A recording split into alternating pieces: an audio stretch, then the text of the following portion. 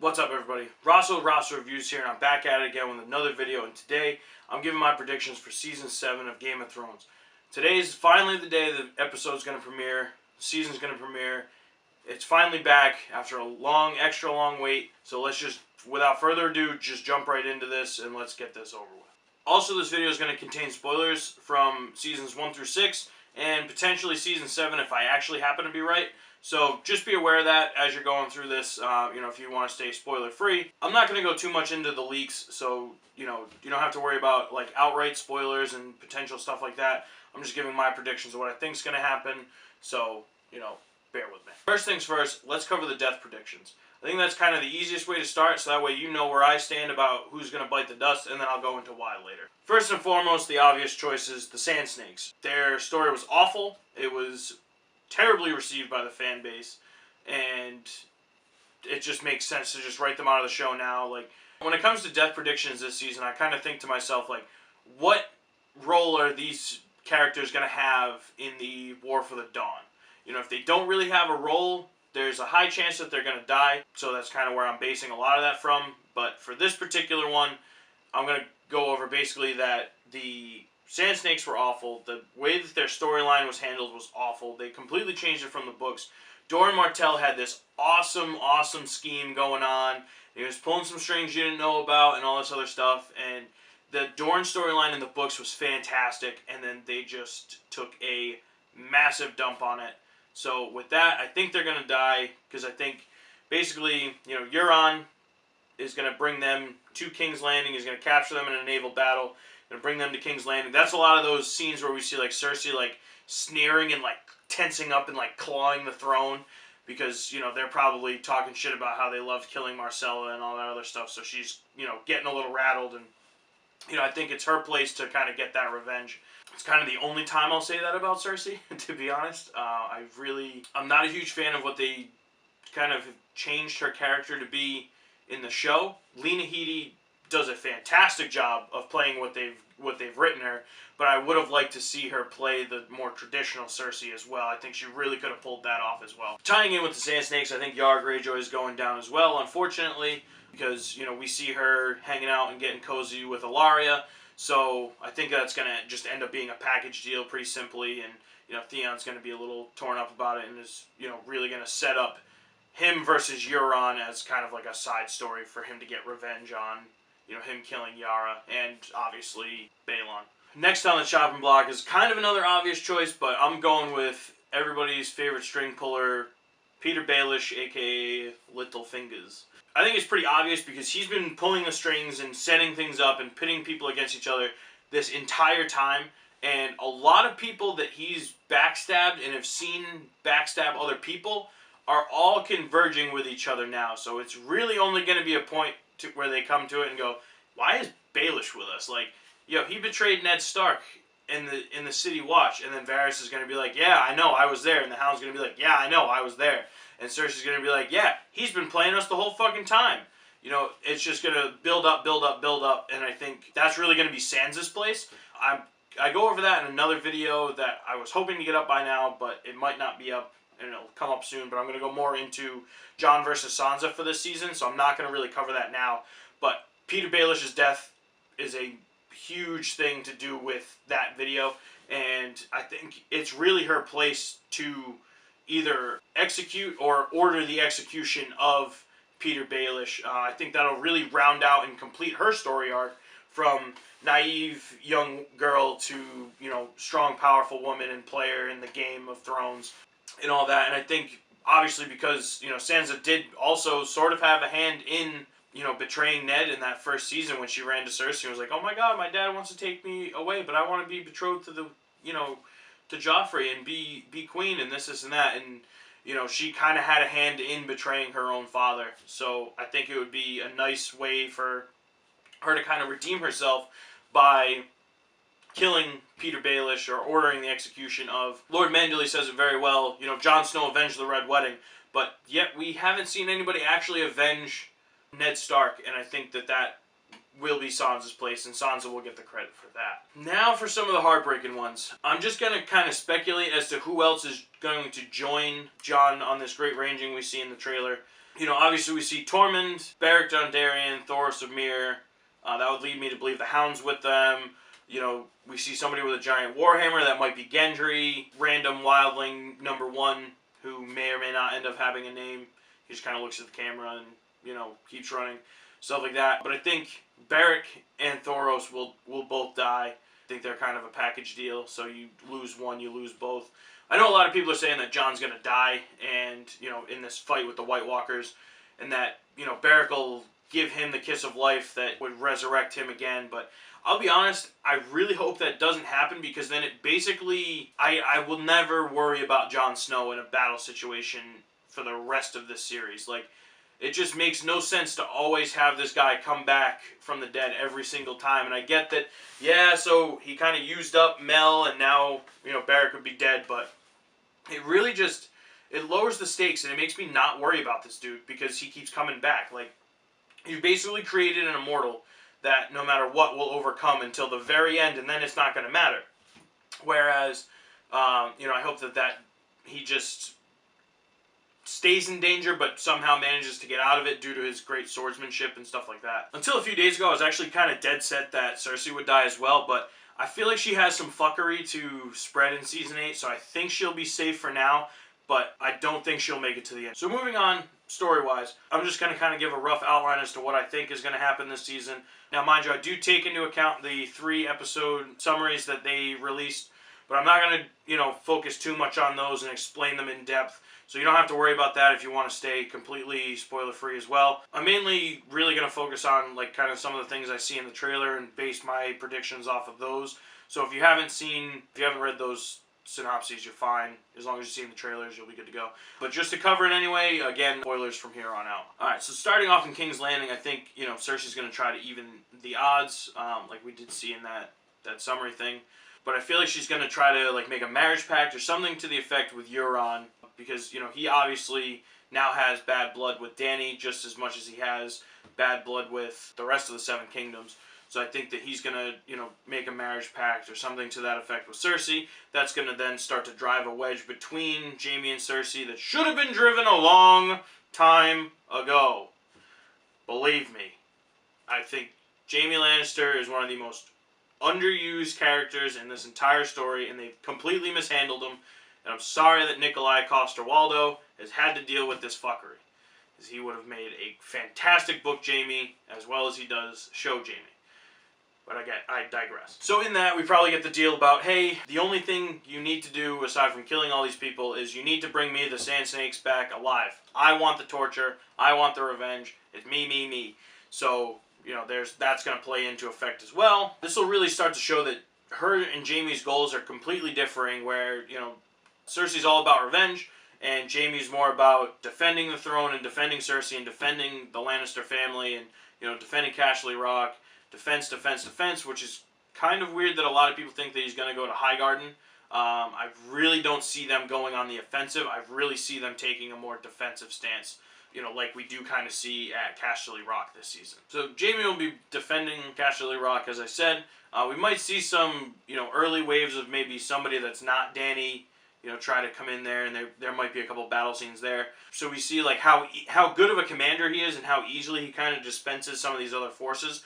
But then when the Dothraki and Drogon come, like, it's just all turned to shit. Like, you know, it's all, they're going to just destroy the shit out of them. And, you know, we're going to kind of see, like, Jaime start to panic, and, you know, he might take matters into his own hands, like we see in the trailer, where he's, you know, charging at something with a lance, which I believe is Drogon, you know, and then Drogon's about to roast him, and then, you know, Bronn comes in and saves him. Maybe. I hope Bronn doesn't die. I really like that dude. He's really funny. But in the likely case that Jaime Lannister is actually captured, I think we're going to get an awesome reunion between him and Tyrion this season. Tyrion saying, listen, like, you know, I'm sorry I killed father, but you got to understand my reasonings for this, man. Like, you got to see eye to eye with me. You got to see all the stuff that he did that kind of led me to that. And I think Jaime will kind of understand that, and he's like, listen, like, I'm Hand of the Queen. You know, hopefully I can, you know, get you out of this. Maybe I can. And I think that that's when, you know, there might be a rift between Dany and Tyrion, where Dany's just like, No, dude, Drogon hasn't eaten in like 4 hours, dude. Give this dude to Drogon. And Tyrion's like, listen, he's one of the most popular men in Westeros. Like, if you kill him, it's going to cause a lot of issues. So let's just not, and, you know, call it a day. So I think Tyrion will probably say something to the effect of like, hey, like, you know, you want to get an audience with Cersei, let's use Jaime as the key to that. And Cersei says, nah, fuck you, you can have him. And then that's when Jaime's just like, okay, well, that's all over. And kind of, you know, solidify something he kind of knew back in season 3, that, you know, obviously Cersei was not really the woman for him, aside from the whole sister-brother thing. But, you know, that's, again, Jaime Lannister's going to get his own video on this channel someday, and I'll tell you exactly how I feel about that. With Dany, aside from the heavy-handed homecoming that has been completely thrown in our faces in every one of these trailers, I think we're going to see some pretty cool scenes with her trying to negotiate and, you know, build alliances, where, you know, obviously with Jon it's pretty easy, where he's just like, listen, you can do whatever you want, you know, I'm the king of the north, listen, I will sort that out after, but until then, I need as many people as I can on my side to, you know, kill this Night King, because there's a lot of shit that you don't know about. Like, obviously you got these dragons, but there's some other shit over here that's no bueno. So if you bring the dragons and let us mine the dragon glass here at Dragonstone, we'll be able to beat them, and there actually will be an Iron Throne for you to sit on. So once that happens, you know, then we'll talk about me either renouncing King of the North, maybe we'll get married, maybe we'll just go our separate ways, or perhaps democracy will take over Westeros. Also, I think Dany's going to end up seeing a lot more resistance from the common folk than she was initially expecting, and, you know, being told that she would be loved. Because, you know, common folk have never seen dragons. Like, it's been a long time since dragons were in the world, and no one's been alive since that. So, you know, you have common people who have no idea what planes are or anything like that. So all of a sudden, this big black shadow is like screaming and flying through the air and like breathing fire. That's fucking terrifying. That's absolutely terrifying when you don't know what it is. So I think that a lot of people are going to be real hesitant to, you know, join Dany's cause solely because of the dragons. Which is funny, because in Essos we have everybody wanting to join Dany because of the dragons, where in Westeros it's going to be the opposite. They're going to be like, hey, no, we don't want any part of this. So I think that's going to kind of take her, that's going to kind of blindside her, and she's going to, you know, have to kind of adapt to that situation, which is good, because very rarely in the show have we seen her adapt her politics and her philosophy to kind of move around. Actually, Wisecrack just posted a fantastic video on this. I'll drop a link to that down below if you want to check that out, because they could explain it far better than I ever could. In regards to the Northern storyline, I think pretty quickly all the other Starks are going to converge on Winterfell, so Bran and Arya will definitely make it there. I don't know if Jon will leave. I think Jon will probably leave before they get there, but they will get their, you know, thing with Jon later that season. Jon will most likely stop at Winterfell between, you know, meeting with Dany and going on the ranging, so I think that that's when they'll get a big thing, and that's probably when the Peter Baelish execution might happen. So I think we're going to kind of, we might see an interesting side of Jon this season where, you know, he's really focusing on the White Walkers. Rightfully so, rightfully so. It's going to kind of turn into like a burn them all type of thing, where like building this alliance and building the army and, you know, defeating the White Walkers, like that might start overtaking Jon. So we might see that Targaryen part of him, that madness, come in. I think that really opens the door for Sansa and Peter to kind of try to undermine Jon, and I think, you know, because he's focused on that, they can kind of sneak behind him and kind of take care of all that and try to undermine Jon, because it did say he's going to face a revolt. So whether that has to do with, you know, something that, you know, Peter Baelish is pissed off about, or, you know, maybe he's trying to bring, you know, say the Karstarks, the Umbers, back into the fold, and he, you know, proposes a wildling marriage to one of their women, just like he did in the books. You know, there's tons of things that could happen that could really piss some serious people off to lead to that revolt. After he settles the revolt, that's when he's going to go down to visit Dany and try to make that pact that I covered earlier. And I think that when Jon leaves, he's going to leave Sansa in charge, like, you know, like she wanted, and then she's going to realize very quickly that she doesn't like ruling. You know, maybe there's a lot of northern houses that, you know, need brides. So anyway, Arya will then come and, you know, kind of recap what she's been doing, and they'll catch up and kind of apologize to each other like we saw Sansa do to Jon last season. And then Bran will show up, and then that's when a lot of people are going to be like, oh, this is awkward because we just named your bastard brother this is really awkward because we just named your bastard brother King of the North, and now you show up, and he's like, nah, dude, believe me, I'm a little bit more important than a king, and there's nothing I can really do for you guys. I'm just gonna go touch that weirwood, though. Don't be weirded out. I'm just gonna go touch it, and my eyes will roll back in the head. Don't worry, I'm very experienced. Don't try this at home, kids. So Mira's gonna say to Bran, hey, listen, I'm gonna go get my father, Howland Reed, and, you know, bring his army up here as well. And she goes down there just to find out that he's actually not been there and hasn't been there for some time. We'll likely find out that he's, say, at the God's Eye, and there might be some more Children of the Forest there, like the real last Children of the Forest. Also, at some point, the Brotherhood Without Banners has to come. We know that they are heading north, so I think that's going to, they're going to get there probably before Jon gets back. But then when Jon gets back and is like, hey, you know, I got to go on a ranging, you know, those guys immediately, yep, we're in. You know, let's go. We're good to go. I think that's also where we're going to see a really cool scene with, say, the Hound, Sansa, and Arya. And, you know, he's going to, you know, basically express for the first time in his life, you know, that he's grateful that two people he actually cared about made it back home. And I think that's going to, finding out what Littlefinger did is really going to piss Sandor Clegane off. And I think that's going to end up also playing a factor into Littlefinger's death. Now for some of the random stuff that I haven't covered yet. Jorah's grayscale will probably get cured, likely by Samwell or at least somebody at the Citadel. They're going to link up and go, hey, you're Jorah Mormont? And he's like, yeah. And he's like, I served your father at Castle Black. And I also think that Sam's going to find some very important documents about Rhaegar and Lyanna down at the Citadel, as well as some of the Azor Ahai stuff, you know, and kind of leading into what they'll find about the White Walkers. Maester Marwyn is going to be there, stuff like that. So I think that that's all going to take place before Jorah leaves, and Sam's going to say, listen, if I can trust your father, I can trust you. Bring these documents to Daenerys Targaryen. You know, she will be able to assist Jon Snow in the Night's Watch, because at this point, Sam doesn't know anything that happened after he left. So he thinks Jon's probably still Lord Commander up there, and then come to find out he's not.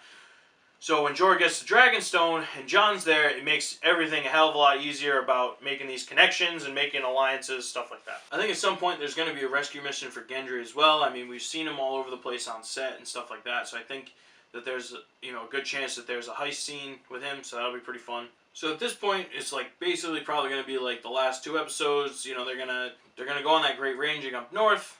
Some shit's going to go down. Obviously, we've seen the trailer. Dany's probably going to swoop in with some dragon action. You know, we're going to see how effective dragons are against the whites. Just as a prelude and a foreshadow as to what's to come in Season 8. I think Jon's going to end up a little bit in trouble because, you know, the lone wolf dives, the pack survives. And we see that quick shot in the trailer of Jon, you know, injured riding a horse away. So I think Benjen, you know, comes in for backup as well. And that's going to be kind of the last we see of him. And Jon's going to get some closure about his uncle. You know, that was pretty much the whole driving force of why the Night's Watch went up north in Season 2. So I think that that's going to provide some closure for that. And then, honestly, I think the last thing we're going to see this season is the wall's going to fall and everybody except for Dolorous Ed's going to die. And Dolorous Ed's got to bring a message down south and say, listen, it's here.